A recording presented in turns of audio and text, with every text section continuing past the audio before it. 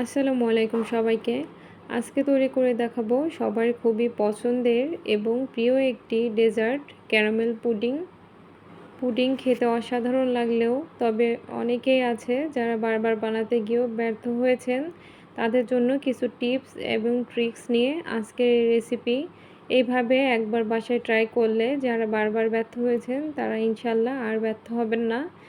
তাহলে দেরি না করে চলুন দেখে নিই কীভাবে পারফেক্ট ক্যারামেল পুডিং তৈরি করতে হয়।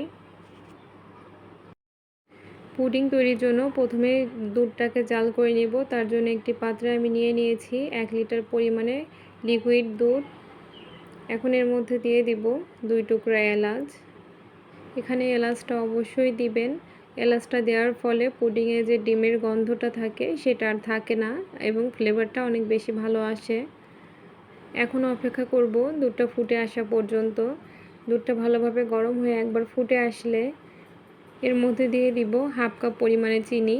আমি পুডিংয়ে চিনিটা ডিমের মধ্যে ব্যবহার না করে এভাবে দুধের মধ্যে ব্যবহার করি। তাহলে চিনি থেকে যে এক্সট্রা পানি বের হয়ে পুডিংটা নরম করে দেয় সেই সমস্যাটা আর হবে না। এই পরিমাণ চিনিতে মিষ্টির পরিমাণটা হালকা হবে, তবে যারা একটু বেশি মিষ্টি খেতে পছন্দ করেন তারা টেস্ট অনুযায়ী চিনির পরিমাণটা বাড়িয়ে কমিয়ে নিতে পারেন। এখন দুধটাকে জাল করে 3 ভাগের 2 ভাগ দুধ কমিয়ে বা শুকিয়ে আনতে হবে। চেষ্টা করবেন দুধটাকে একটি বড় হাঁড়ি বা পাত্রে জাল করার জন্য, তাহলে দুধটা খুব তাড়াতাড়ি শুকিয়ে আসে। আপনারা চাইলে লো হিটে রেখেও দুধটাকে জাল করতে পারেন, তবে আমি হাই হিটে দুধটাকে জাল করব। মাঝে মাঝে একটু নেড়ে দুধের চারদিক থেকে সরটাকে মিলিয়ে দিতে হবে।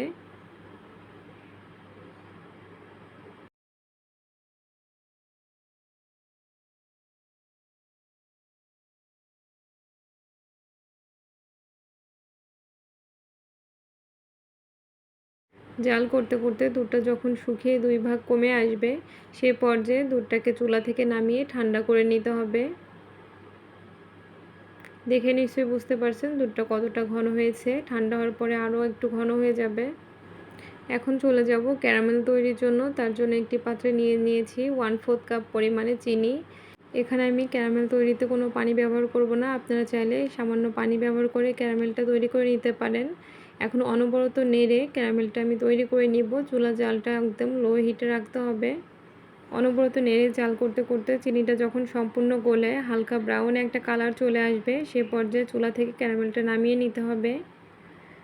চুলা থেকে নামিয়ে নিয়ে সাথে সাথে যে পাত্রে পুডিংটা সেট করব সেই পাত্রে ঢেলে নিতে হবে। সম্পূর্ণ ক্যারামেলটা দেওয়ার পরে পাত্রের বা বাটির চারিদিকে ক্যারামেলটা ছড়িয়ে দিতে হবে। আর এই কাজটি অবশ্যই সাথে সাথে করতে হবে, কেননা ঠান্ডা হয়ে গেলে ক্যারামেলটা শক্ত হয়ে যাবে। এখন এটাকে রেখে ঠান্ডা করে নিতে হবে। ফিরে আসছি ঠান্ডা হওয়ার পরে। ক্যারামেলটা সম্পূর্ণ ঠান্ডা হওয়ার পরে দেখুন কতটা পারফেক্টভাবে সেট হয়ে গিয়েছে এবং অনেকটা শক্ত হয়ে গিয়েছে এটা। অন্যদিকে দুধটাও খুব ভালোভাবে ঠান্ডা হয়ে গিয়েছে। খেয়াল রাখবেন দুধটা যেন একদম পুরোপুরি ঠান্ডা হয়ে যায়, তারপরে পুডিং তৈরিতে ব্যবহার করবেন। দুধটা ঠান্ডা হওয়ার পরে দেখতে পাচ্ছেন কতটা ঘন হয়েছে। এখন এর ভেতর থেকে এলাচের টুকরা দুটি উঠিয়ে ফেলে দিব। পুডিং তৈরির জন্য আজকে আমি এখানে নিয়েছি 4টি ডিম। ডিমগুলো অবশ্যই রুম টেম্পারেচারে থাকতে হবে। এখন ডিমগুলোকে আমি একটি হ্যান্ড উইস্কের সাহায্যে খুব ভালোভাবে ফেটিয়ে নিব। আপনারা চাইলে কাঁটা চামচ দিয়েও খুব ভালোভাবে এটিকে ফেটিয়ে নিতে পারেন, তবে ডিমটা যেন অবশ্যই রুম টেম্পারেচারে থাকে সেদিকে খেয়াল রাখতে হবে। যদি নর্মাল ফ্রিজে থেকে থাকে তাহলে ফ্রিজ থেকে কমপক্ষে 1 ঘন্টা আগে বের করে রাখবেন। খুব ভালোভাবে ফেটিয়ে নেওয়া হয়ে গেলে এখন এটাকে নিয়ে চলে যাব দুধের মিশ্রণে দেওয়ার জন্য। এখন এই ডিমটাকে একটি ছাঁকনির সাহায্যে সেঁকে দুধের মধ্যে দিয়ে দিব। সম্পূর্ণ ডিমটা আমি দিয়ে দিব। সম্পূর্ণ ডিমটাকে খুব ভালোভাবে সেঁকে দিয়ে দিব। ভালোভাবে সেঁকে নেওয়া হয়ে গেলে অবশিষ্ট অংশটুকু আমি ফেলে দিব। এখন ডিম এবং দুধের মিশ্রণটিকে হ্যান্ড উইস্কের সাহায্যে খুব ভালোভাবে মিশিয়ে নিতে হবে। অনেকেই পুডিং তৈরিতে ডিমের মধ্যে যে সরটা থাকে এটাকে সেঁকে ফেলে দেয়, তবে আমি এটা এভাবেই ব্যবহার করে থাকি। এতে টেস্টটা আমার কাছে বেশি ভালো লাগে।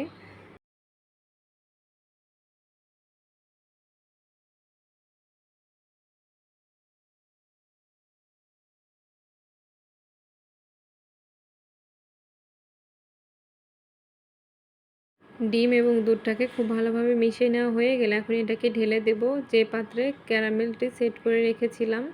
সম্পূর্ণ দুধের মিশ্রণটাই ঢেলে দিব।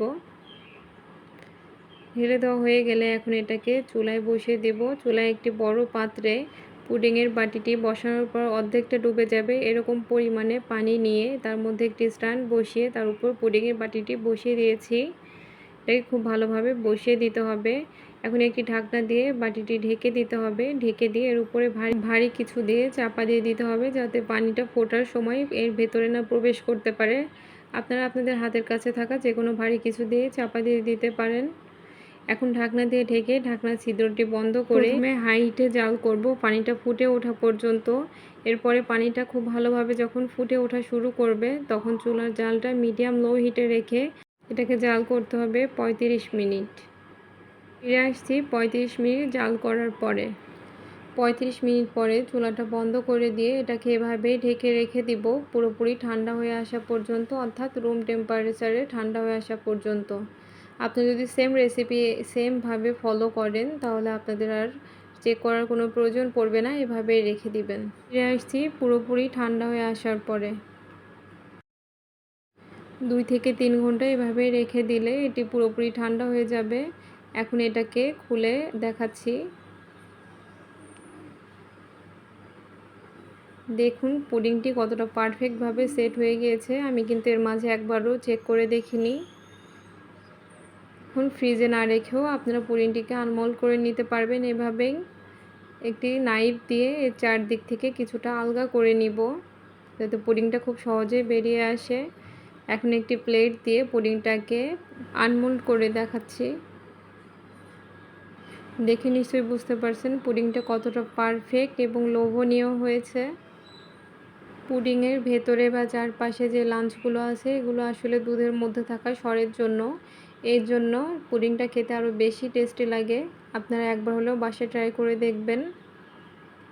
যারা পুডিং তৈরিতে অনেকবার ব্যর্থ হয়েছেন তারা লাস্ট একবার এইভাবে রেসিপিটি ট্রাই করে দেখুন, ইনশাল্লাহ আর ব্যর্থ হবেন না।